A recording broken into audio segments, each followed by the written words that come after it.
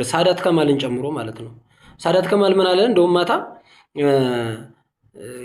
ማንም ተከራከርና ተወያይ ባለን ቁጥር እየወረድን አንወያይም።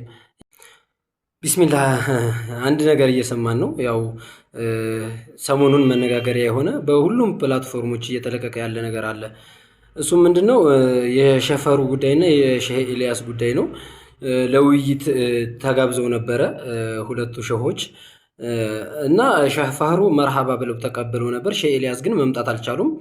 የእሳቸው አጃባሪዎች ግን አንድ የሚሉት ነገር አለ። እሱም ምንድነው?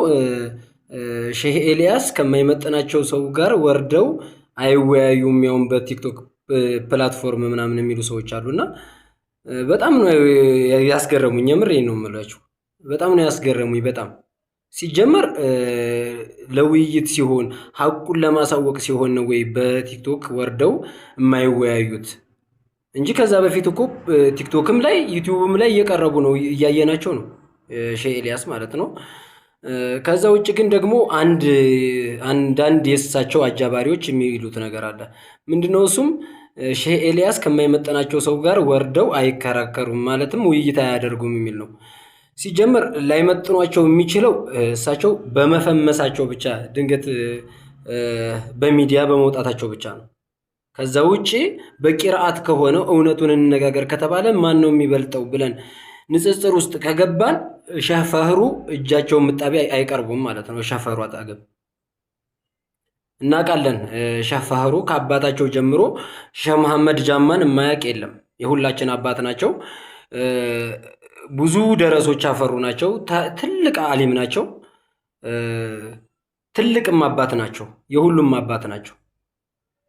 የእሳቸው ልጅ ናቸው። ከእሳቸውም ላይ ከሌሎችም ሸሆች ላይ ዕልም የቀሰሙ ትልቅ ሸህ ናቸው፣ ልጃቸውም ቢሆን እና ሼህ ፋህሩና ሼህ ኤልያስ ድንገት ንጽጽር ውስጥ እንኳን አይገቡም ከተባለ ሼህ ኤልያስ ጋር ላይነጻጸሩ የሚችሉት ሚዲያ ላይ በመታወቅ ሚዲያ ላይ በመውጣት ነው። ከዛ ውጭ ቂራአት ከሆነ ያው አቅርቧቸው በማንኛውም ሰዓት ዝግጁ ነኝ እያሉ ነው።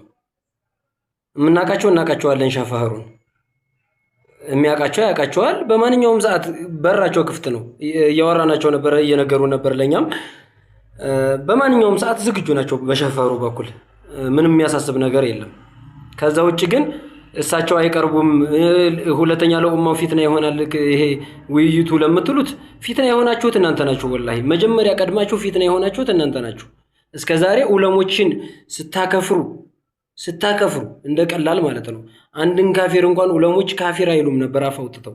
እናንተ ግን ኩፋር እያላችሁ ዑለሞችን 300 400 ደረሳ የሚያወጡ 30 40 ደረሳ የሚያወጡ በአመት ውስጥ እየቀለቡ የሚያቀሩ ዑለሞችን ጭምር ሐሪማ ላይ የሚያቀሩ ዑለሞችን ጭምር ኩፋር ስትሉ የነበራችሁ ሰዎች አሁን ለኡማው አዝናችሁ ነው እንደዚህ አይነት እንትን የምትሉት?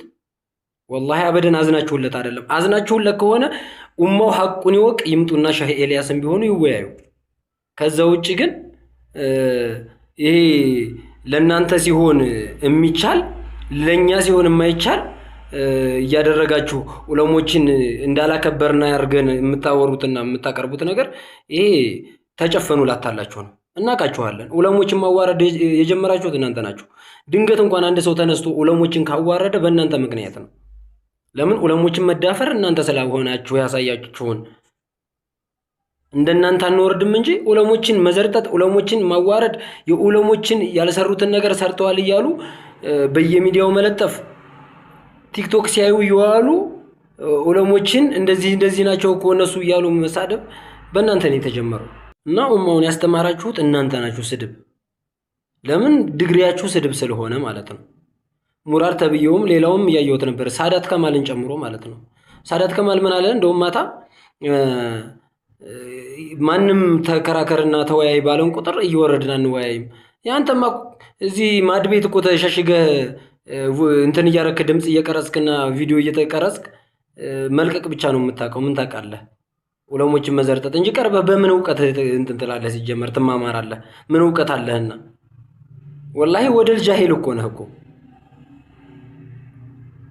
ዝም ብለህ እንደመጣልህ ቀጥ እያረክ እየፈሰርክ እንዳባተ መጽሐፍ እኮ ብዙ ሰዎችን የምታጠምሰው ነህ። በምን እውቀት መተህ ትወያያለህ? የስድብ ዲግሪ ነው ያለህ። ስድብ ያስተማርከ ሰው ነህ አንተ። ድንገት እኮ ከታወቅ ሳዳት ከማል ተብዬው በስድብ ነው። አንተ እዚህ ውስጥ አትገባም፣ አንተንም አልፈለግንም።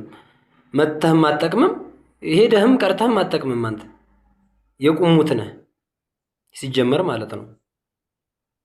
የዘመን ፊትና ነህ። አንተን ሳይሆን እኛ ያልነው ሼህ ኤልያስ ይቅረቡ፣ ይወያዩ። በቃ እውነቱ ይታወቅ፣ ማን ጋር እውነት እንዳለ ይሄ ኡማ ይወቅ። በደንብ ሸር አድርጉት፣ በደንብ ሸር አድርጉት፣ ይድረሳቸው፣ ይምጡ ማለት ነው። ይወያዩ። በማንኛውም ሰዓት ሸፈሩ፣ በራቸው ክፍት ነው። አላህ ሸሆቻችንን ዑለማዎቻችንን አላህ ሀያታቸውን ያርዝምልን። ሁላችንም ዱዓ እናድርግላቸው። እውነት ይገለጣል፣ ተደብቆ አይቀርም። ወሰላሙ አሌይኩም ወረሕመቱላሂ ወበረካቱ።